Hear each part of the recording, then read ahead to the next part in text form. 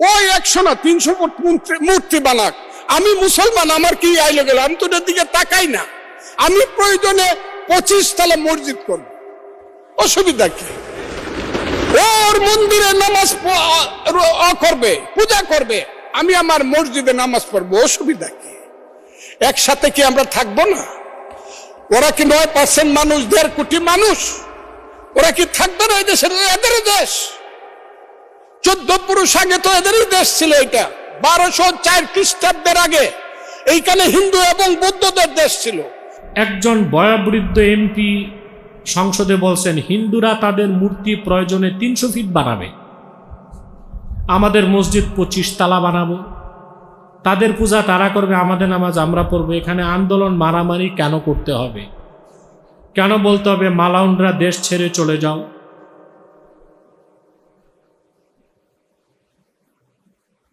এই লোকটাকে আপনারা চিনেন, ফদা পাগলা, তাকে পাগলা নামেই চিনে বাংলাদেশের মানুষ।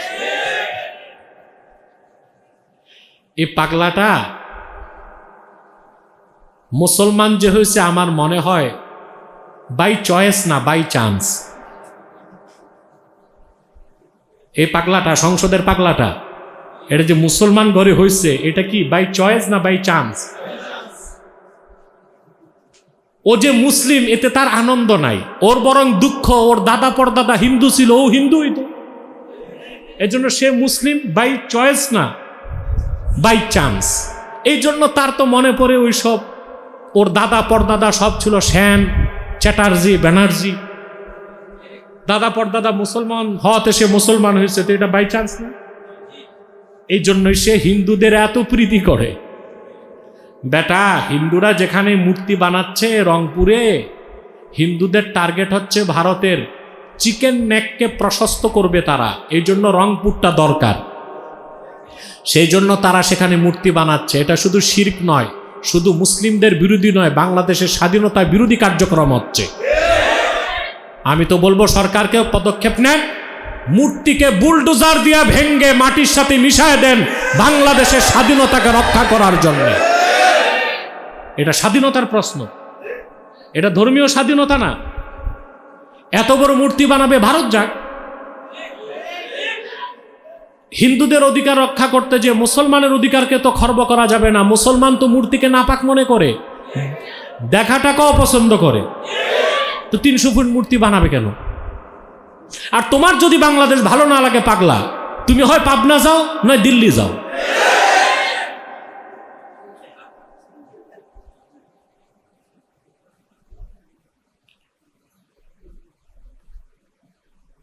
আরেকটা জরুরি প্রশ্ন, বাকিগুলো বললাম না।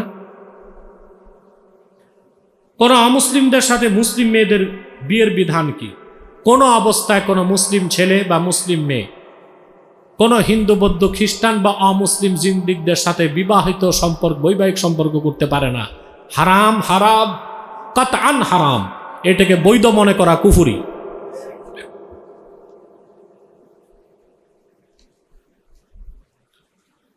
ওই পাগলা বলছে, সংসদের পাগলাটা, বাংলাদেশ 14 পুরুষ আগে হিন্দু বৌদ্ধদেরই ছিল, আমরা এসেছি কয়দিন ধরে।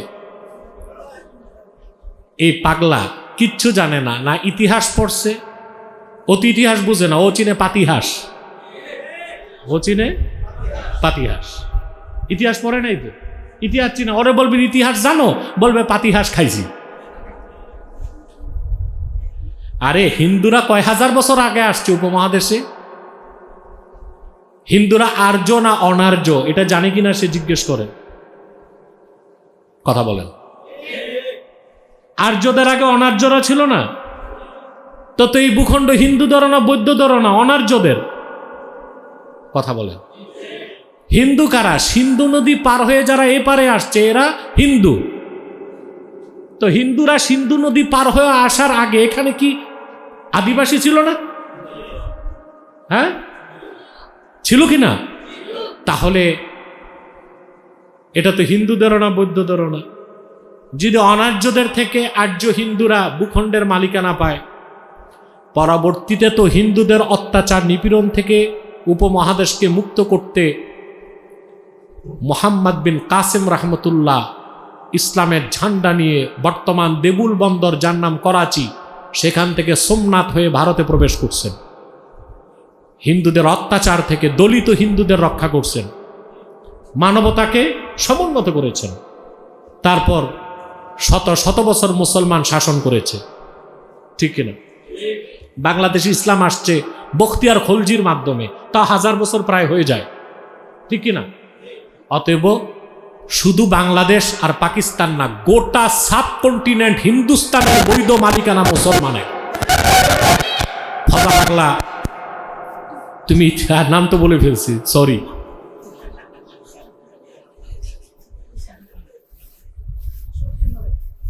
তুমি ইতিহাস ভালো করে পড়ো, আর এই হিন্দু প্রীতি বাদ দাও, নতুবা জনগণ একবার খেপে গেলে গণধোলাই থেকে বাঁচতে পারবা না। কথা বুঝতেছেন?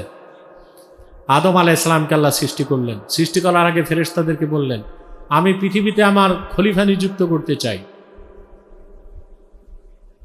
অর্থাৎ যে আমার স্থলাভিষিক্ত হিসেবে আমার বিধানকে জমিনে কায়েম করবে। ফেরেশতারা বাধা দিছে না? আতাজালু ফিহা মান ইউফসিদু ফিহা ওয়া ইয়াসফিকুদ দিমা আই আতুরিদু আন তাখলুকা খালিকাতান, আল্লাহ তুমি কি এমন কোন সৃষ্টি করতে চাও যারা পৃথিবীতে ফাসাদ করবে, রক্তপাত করবে, বিশৃঙ্খলা করবে? আমরাই তো তোমার ইবাদত করছি, তসবিহ পড়ছি, পবিত্রতা ঘোষণা করছি। আল্লাহ বললেন, ইন্নী আলামু মা লা তা'লামুন, নিশ্চয় আমি যা জানি তোমরা তা। বলেন, আমি যা জানি তোমরা তা।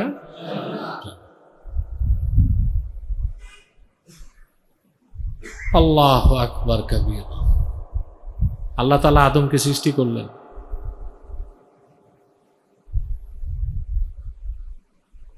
ফেরেশতারা বুঝতে পারে নাই আদমকে আল্লাহ কেন সৃষ্টি করতেছেন, কিন্তু ইবলিস বুঝতে পারছিল। ইবলিস, সেজন্য আদম আলাইহিস সালামকে তৈরি করার পর থেকেই তার হিংসা শুরু। কোন কোন রেওয়ায়েতে আসছে, সনদ যাচাই করার বিষয় আছে, হিংসা আক্রোশে ইবলিস হযরত আদমের পুতলার উপর থুতু নিক্ষেপ করছিল। ওটা যে পড়ছে পেটের মাঝখানে, আল্লাহ ওই নাপাক মাটি সরাই দিয়েছেন, এই জন্য নাভিটা ফাঁক আছে। নাভিটা ও বুঝতে পারছিল ঘটনা কি হতে যাচ্ছে। প্রিয় সুধী, আল্লাহ তাআলা আদম আলাইহিস সালামকে সৃষ্টি করলেন। ওয়া আল্লামা আদম আল আসমাআ কুল্লাহা, আল্লাহ সব কিছুর নাম তাকে শিক্ষা দিলেন। সুবহানাল্লাহ। ফেরেশতাদের সামনে উপস্থিত করলেন, ফেরেশতাদেরকে বললেন, এ সব কিছুর নাম বলো। তারা মস্তক নত করে বলল, ক্বালু সুবহানাকা লা ইলমা লানা ইল্লা মা আল্লামতানা,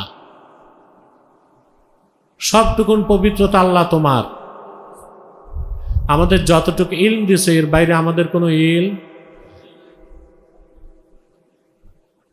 কোন ফেরেশতা কোনো কিছুর নাম জানে না, কোনটা আম কোনটা জাম।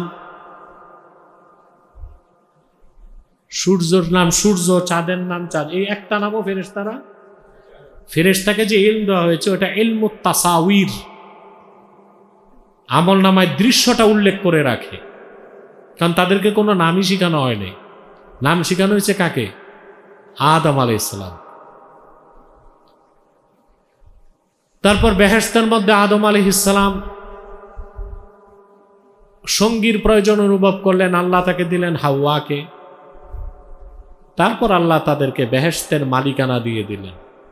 ওয়াকুলনা ইয়া আদামু উসকুন আনতা ওয়া যাওজুকাল জান্নাতা ওয়া কুলা মিনহা রাগাদা, আমি বললাম, হে আদম, তুমিও তোমার স্ত্রী বেহেশতে পরমানন্দে বসবাস করো, যা খুশি তা খাও প্রাচুর্যের সাথে, মন ভরে। রাগাদান মানে ওয়াসিয়ান। ওয়ালা তাকরাবা হাযিহিশ শাজারা। কারা এখানে? বসো তোমরা।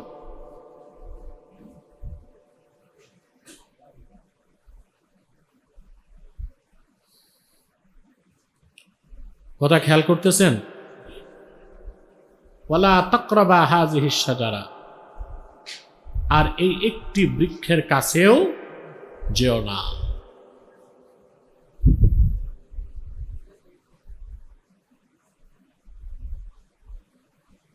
তো দেখেন, আল্লাহ তাআলা একটা আদেশ করলেন আর একটা নিষেধ করলেন। একটা আদেশ করলেন আদমকে, হাওয়াকে, তখন আর তৃতীয় কোনো মানুষ ছিল? কথা বলেন। প্রথম ছিলেন একজন, তারপর হইলেন সুবহানাল্লাহ। ইয়া আইয়ুহান নাসু ইন্না খালাকনাকুম মিন যাকারিন ওয়া উনসা, হে মানব জাতি, তোমাদেরকে আমি সৃষ্টি করেছি একজন পুরুষ থেকে একজন নারী থেকে। ওয়াজআলনাকুম শুউবান ওয়া ক্বাবাইলা লিতাআরাফু, অতঃপর বিভিন্ন বংশে গোত্রে আমি মানব জাতিকে বিন্যস্ত করেছি যেন পরস্পর পরস্পরকে তোমরা চিনতে পারো। পরস্পর পরস্পরকে, ইন্না আকরামাকুম ইনদাল্লাহি আতকাকুম, নিশ্চয় আল্লাহর কাছে তারই সম্মান মর্যাদা বেশি যার অন্তরে আল্লাহর ভয় বেশি। তো প্রথম ছিলেন মানুষ একজন, তারপর হইলেন দুইজন। হুকুম আসলো ইবাদতের। কিসের? ইবাদত মানে হুকুম মানা, নিষেধ ছাড়া। হুকুম মানা, নিষেধ ছাড়া, এবং নন কন্ডিশনাল আনুগত্য। নিঃশর্ত আনুগত্যের নাম কি? ইবাদত। ইন্না লাফজাতাল ইবাদা মাখুযাতুম মিন তরিকিল মুআব্বাদ আই মুজাল্লাল। জামাকশরীর মতে ইমাম কাশাফি তিনি উল্লেখ করেন যে ইবাদত শব্দটার উৎপত্তি তরিকুল মুআব্বাদ আই মুজাল্লাল। পায়ের আঘাতে পথ হয় না? এই পথ কেউ বানায় না? পায়ের আঘাতে হয়। চলতে চলতে পদাঘাতে সৃষ্ট পথ তরিকুল মুআব্বাদ। ওর নিজের কোনো ইচ্ছা নাই, চাওয়া পাওয়া নাই। আল্লাহর বিধানের সামনে বান্দা তার ইচ্ছাকে সবটুকুন স্যাক্রিফাইস করে দিবে। বান্দার কিছু চাওয়া নাই, পাওয়া নাই, কন্ডিশন নাই, শর্ত নাই। বিনা শর্তে আল্লাহর আনুগত্য গ্রহণ করার নাম হচ্ছে ইবাদত। এই ইবাদত শুরু হলো কই? জোরে ব্যস্ত। আল্লাহ বললেন সব খাও, আর এই একটা আদেশ। আরে কথা বলেন, কথা বলেন। একটা আদেশ, একটা শুরু হলো কি? কোথায়? তারপর তো দীর্ঘ ঘটনা, সেটা তো বলার টাইম নাই। তাহলে তো আমি সাবজেক্ট থেকে অনেক দূরে সরে যাব। শয়তানের প্ররোচনা একটা ভুল করলেন আদম আলাইহিস সালামের স্ত্রী, আর স্ত্রীর অনুরোধে তিনিও ভুলটা করেই ফেললেন। না করছেন এটা আমরা বলতে পারি না, পাপ করছেন এটা আমরা বলতে পারি না। পিতা যদি ভুলও করে, সন্তান কি পিতার ভুল ধরে? কথা বলেন। বাবা যত বড় পাপী হোক, সন্তান কি তার মুখে বলতে পারে পাপ করছে? কথা বলেন। এটা আদবদার সন্তানদের মুখে আসতে, আর দোষটা তো আল্লাহ তাআলা নিজে আদমকে দেন নাই, দিয়েছেন শয়তানকে। ওয়াজাল্লাহুমা শায়তানু আনহা। আদম হাওয়াকে ব্যস্ত থেকে বের করছে কে? শয়তান। তা আমাদের মধ্যে কিছু পাগল ছাগল আছে, শয়তানকে দোষ দেয় না, দোষ দেয় বাবা আর মাকে। আছে কি না? এরকম অনেক ভুল তফসিল লেখা হয়েছে, এগুলো আমাদের বাদ দিতে হবে, ঠিক কিনা? দোষ দায়ী যে কে? কোরআন শরীফে আছে। শয়তানকে দায় দেয় না, দায় দেয় কাকে? বাবা মাকে। চলে আসলেন আদম আলাইহিস সালাম দুনিয়ায়। তিনি এক জায়গায়, স্ত্রী হাওয়া আরেক জায়গায়, একজন জেদ্দাতে আরেকজন শ্রীলঙ্কাতে। শুরু হলো আদম আলাইহিস সালামের তওবা। শত শত বছর তওবা করার পরে রাসূলুল্লাহ সাল্লাল্লাহু আলাইহি ওয়াসাল্লামের ওসিলা ধরার কারণে আল্লাহ তাআলা আদম ও হাওয়ার তওবাকে কবুল করে নিয়েছেন। মারফু মুত্তাসিল সনদে 5টি সহিহ হাদিস পাওয়া যায়। কয়টি? মুআজ্জাম তাবারানীতে, মুস্তাদরাক আলা সাহিহাইনে। হাদিসগুলোকে বিগার সানাদ মতন হিসেবে উল্লেখ করছেন কাসতালানি মাওয়াহিবুল লাদুনিয়াতে, এবং শারহে মাওয়াহিবের মধ্যে হাদিসগুলো তাখরিজ সহকারে উল্লেখ আছে। আদম আলাইহিস সালাম আল্লাহকে বলছেন, আল্লাহ মুহাম্মদ সাল্লাল্লাহু আলাইহি ওয়াসাল্লামের খাতিরে আমার গুনাহ মাফ করো। আল্লাহ তাকে বলছেন, কাইফা আরাফতা মুহাম্মাদা সাল্লাল্লাহু আলাইহি ওয়াসাল্লাম ওয়া লাম আখলুকহু, মুহাম্মদ সাল্লাল্লাহু আলাইহি ওয়াসাল্লামকে তুমি চিনলা কেমন করে, আমি তো এখনো ওনাকে পাঠাই নাই দুনিয়ায়। আদম আলাইহিস সালাম বলছেন, আল্লাহ বেহেশতে সাজদা থেকে মাথা তুলে তোমার আরশুল্লাহিল আযীমে তাকায় আমি দেখেছি তোমার নামের সাথে মুহাম্মদ সাল্লাল্লাহু আলাইহি ওয়াসাল্লামের নাম লেখা। এটা কয়টা সহিহ সনদে আছে হাদিস? 5টা। যে কোনো বিষয়ে একটা সহিহ হাদিস দলিলের জন্য। বর্ণচোরা কিছু মৌলবী আছে, মূলত যারা তাইমিয়াপন্থী, এরা সহিহ হাদিসগুলোকে সামনে আনে না, মওজুগুলো উল্লেখ করে। মওজু হাদিসগুলো সামনে এনে বলতে চায় বিষয়টা মওজু, কিন্তু এই ব্যাপারে যে সহিহ হাদিস আছে এটা তো তুলে ধরতে হবে। কথা বলেন।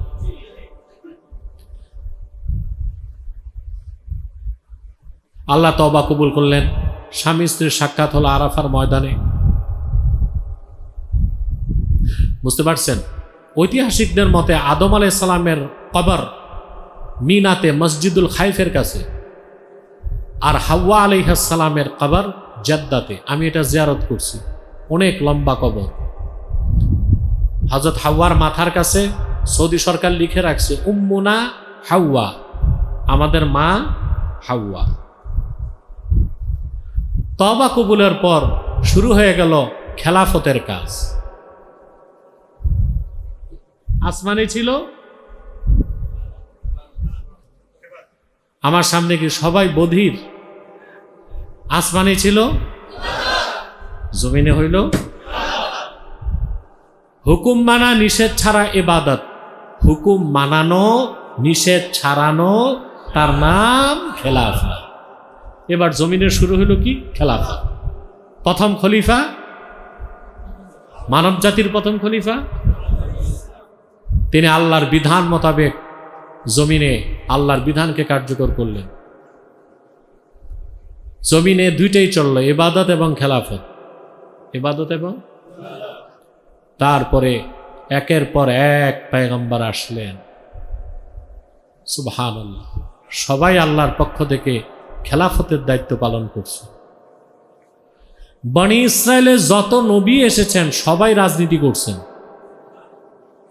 সবাই।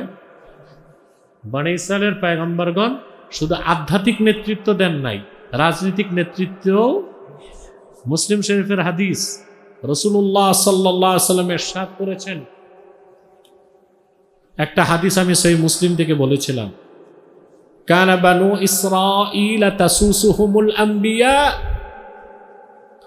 বনি ইসরাইলের লোকদেরকে রাজনৈতিক নেতৃত্ব দিত নবীগণ। তা কি সব রাজনীতি নিন্দিত, না কিছু রাজনীতি নন্দিত?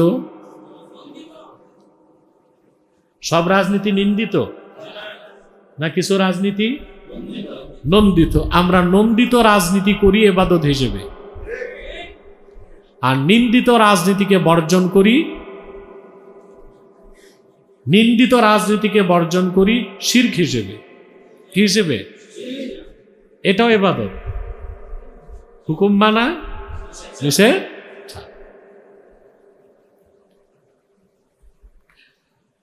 আমাদের দেশে আলেম ওলামা পীর মাশায়েখদের ভুল মেসেজ মানুষের কাছে যায়। খেলাফার কথা, ইসলামী রাজনীতির কথা বললে মানুষ বিভ্রান্ত হয়ে যায়। কারণ পীর মাশায়েখগণ বড় ব্যানারে লিখে রাখেন যে আমাদের দরবার শরীফ অরাজনৈতিক, রাজনীতি মুক্ত। অনেক পীর সাহেবের আস্তানায় গেলে শর্ত থাকে আলোচককে, রাজনৈতিক কোনো আলাপ করবেন না। এ কেমন কথা? এটা গাদ্দারি না? পীর সাহেবরা বলবেন রাজনীতি করা যাবে না, বক্তাদেরকে বলবে রাজনীতির কথা বলা যাবে না, কিন্তু রাজনৈতিক নেতারা ঠিকই আসতেছে, উপঢৌকন দিচ্ছে, তা আবার নেওয়া হচ্ছে। তাহলে কৌশলটা হচ্ছে, রাজনীতি করলে তো সব দলের লোক আসবে না, আর অরাজনৈতিক কথা বললে সব দলের হাদিয়া তোহফা উপঢৌকন সব আসতে থাকবে। এটা হচ্ছে একটা শুভঙ্করের ফাঁকি, ঠিক না? অথচ ইসলামী রাজনীতি, খেলাফার রাজনীতি ও রাষ্ট্র ব্যবস্থা অস্বীকার করলে কুফর। এটা কি কথা বুঝতেছেন? তাহলে বনি ইসরায়েলীদেরকে রাজনৈতিক নেতৃত্ব দিত কারা? তাদের রাজনীতি কি ছিল? নিন্দিত রাজনীতি না নন্দিত রাজনীতি? করতে পারি না, ব্যর্থতা, বিশ্বাস তো রাখতেই হবে। বিশ্বাস। রাসূলুল্লাহ সাল্লাল্লাহু আলাইহি ওয়াসাল্লাম বলেছেন, কুল্লামা হালাকা নাবিয়্যুন খালাফাহু নবী। বনি ইসরায়েলের একজন নবী চলে যেতেন, আরেকজন এসে দায়িত্ব নিতেন। ফাইন্নাহু লা নাবিয়্যা বাদি। কিন্তু আমি মুহাম্মদ সাল্লাল্লাহু আলাইহি সাল্লামকে প্রেরণ করে আল্লাহ তাআলা নবুয়তের রিসালাতের দরজা বন্ধ করে দিয়েছেন। আমার পরে কিয়ামত তক কোনো নবী নাই, রাসূল নাই। ফাসায়াকুনু খুলাফা।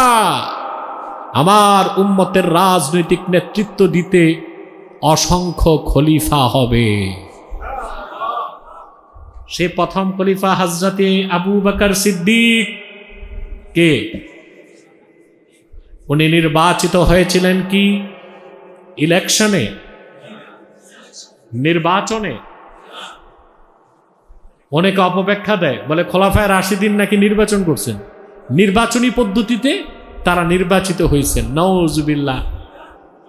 এই গর্ধবগুলো কোন ইতিহাস পড়ছে আল্লাহ তাআলাই ভালো জানেন। আমার মনে হয় যে শিয়া লেখক ছিল Amir Ali, barrister, the spirit of Islam লেখছে না? Amir Ali, barrister Amir Ali, mister Hitti. এদের ইতিহাস পড়লে কি সঠিকটা পাওয়া যাবে? ইতিহাস পড়তে হবে আল বেদায়া ওয়ান নেহায়া, তারিখ ইবনে আসাকির, ঠিক না? তারিখ ইবনে জারির আত-তাবারি। মৌলিক ইতিহাসের কিতাবগুলো পড়তে হবে। পথভ্রষ্ট বাতিল ফেরকার কারো লেখা ইতিহাস গ্রহণযোগ্য হতে পারে না। বিশেষ করে পশ্চিমা অমুসলিম লেখকদের লেখা ইতিহাস যদি ইসলামী ইতিহাস হয়, এটা পড়ানো যাবে না।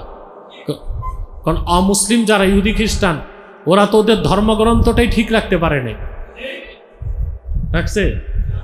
Old testament, new testament, Bible, যেটা Bible, old testament, new testament, এই দুইটা থেকে নিয়ে একটা জগা খিচুড়ি মার্কা বই হচ্ছে কি বাইবেল। আপনারা বাইবেল পড়বেন না, কারণ অধিকাংশ কথাই মিথ্যা। যদি পড়েন তো উপন্যাস যেমন পড়েন ওই রকম একটু মজা লাগতে পড়তে পারেন, কিন্তু বিশ্বাস করার কোনো সুযোগ। যারা তাওরাত আর ইনজিলের মতো কিতাবগুলোর অথেন্টিসিটি নষ্ট করছে, তারা কি ইতিহাস বিকৃত করতে পারে না? আমার খুব দুঃখ লাগে। আমাদের সময় কলেজে ইন্টারমিডিয়েটে একটা ইতিহাসের বই পড়ানো হইতো, ইসলামের ইতিহাস। লেখক ছিল কে আলী। কি নাম? কে আলী। যদিও আমি ইতিহাস ডিপার্টমেন্টে ছিলাম না, সায়েন্স ডিপার্টমেন্টে পড়লেও ইতিহাসের বইটা পড়তাম। কে আলীর লেখা। আপনারা অবাক হয়ে যাবেন, এই কুখ্যাত কে আলী ইসলামের ইতিহাস লিখতে যে হযরত মুয়াবিয়ার চরিত্র দাগ দেবার চেষ্টা করছে। হযরত মুয়াবিয়ার চরিত্র উল্লেখ করছে স্বৈরাচারী, লম্পট, দুরাচার। খোঁজ নিয়ে জানলাম কে আলী ছিল শিয়া। কি ছিল? আমাদের দেশে কত মৌলবী গেল, পীর গেল, পণ্ডিত গেল, ইসলামের ইতিহাসটা একটা ভালো মানুষ লিখে দিবে এই সুযোগ হইল না। নেওয়া হইল কারটা? কে আলী, শিয়া লেখকের। এটা আমাদের দুর্ভাগ্য। কারণ আমাদের যারাই সরকারে আসে তারা আলেমদেরকে দাওয়াত দেয় ইফতার মাহফিলে। কোথায়? তা আলেমদেরকে যে দাওয়াত দেয় ওইটা আবার রাজনীতিবিদদের সাথে না, এতিমদের সাথে। এতে বোঝায় এতিমরাও নিরীহ, আলেমরাও নিরীহ। আর মাশাআল্লাহ মৌলভী সাহেবরা যদি প্রধানমন্ত্রীর কার্যালয় থেকে দাওয়াত আসে, অজু করার টাইম পায় না, সব সমানে দৌড় দেয়। সোহবতে সালে তোরা নিতে না সোহবতে তালে তোরা। অথচ ইসলামের সাথে রিলেটেড প্রতিটি কাজে রাখতে হবে বিচক্ষণ ইসলামিক স্কলারদেরকে। বাংলাদেশে প্রত্যেক হক ঘরানায় ভালো ভালো আলেম আছে, এদেরকে রাখতে হবে। আর ইসলামের ইতিহাস লেখার পর সঠিক লিখলো কিনা এটা দেখবে কি একজন মুহাদ্দিস, কে দেখবেন? কারণ যিনি হাদিস পড়ছেন তিনি ইতিহাস ভালো জানেন। একজন ভালো সঠিক আকীদা সম্পন্ন স্কলার দেখবেন যে ইতিহাসের বইটা রিভিউ করবেন, এটা ঠিক আছে কিনা, আছে এই নিয়ম, কথা বলে। অথচ বাংলাদেশে প্রত্যেক কলেজ ভার্সিটিতে ইসলামী স্টাডিজ দাওয়া বিভাগে উচিত ছিল তাদেরকে শিক্ষক হিসেবে নেওয়া, কোরআন হাদিস তাফসির আর আদব পড়ানোর জন্য, যারা মুহাদ্দিস মুফাসসির। কিন্তু এই সুযোগটা নাই। শর্ত হচ্ছে যে চাকরি নিতে হলে দাওরা পাস হোক, মুফতি হোক চলবে না, অনার্স মাস্টার্স শিক্ষক নিবন্ধন পরীক্ষায় উত্তীর্ণ হইতে হবে। শিক্ষক নিবন্ধন হচ্ছে গলার ভাস। এটা কি? যে সারা জীবন পড়ছে তাফসির হাদিস ফেকা, সে তো কলেজে যে ভার্সিটিতে যে তাফসির হাদিস ফেকাই পড়াবে ইসলামী স্টাডিজে।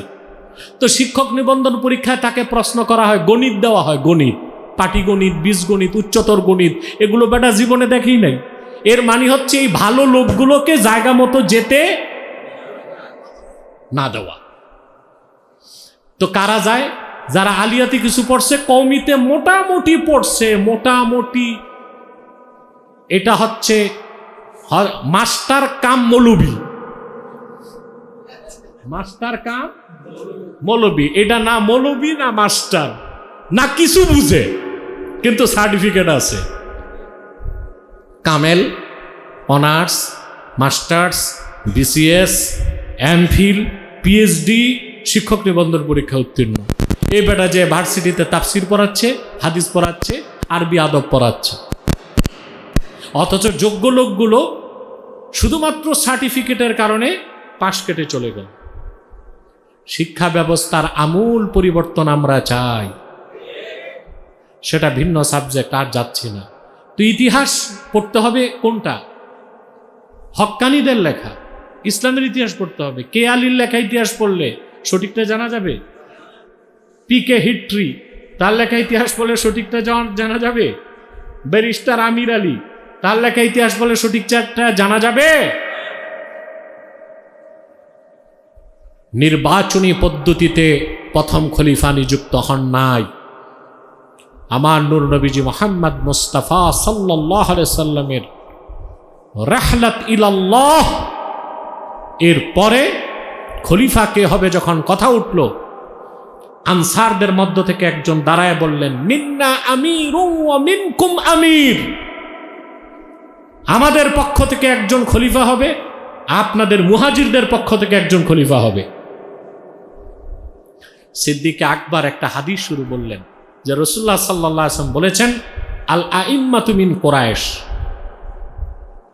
নেতা হবে কুরাইশ থেকে। কিসের নির্বাচন? সর্বপ্রথম সিদ্দিকে আকবরের সামনে যে হযরত ওমর তরবারিটা মাটিতে গেঁথে দিলেন আর হাতে হাত রেখে বায়াত নিয়ে নিলেন। সমস্ত মুহাজির এবং আনসারগণ আবু বকর সিদ্দিকের কাছে বায়াত নিয়ে তাকে খলিফা মেনে গেলেন। হযরত ওমরের সময় মজলিসে শুরা সিদ্ধান্ত নিয়েছে তিনি খলিফা হবেন।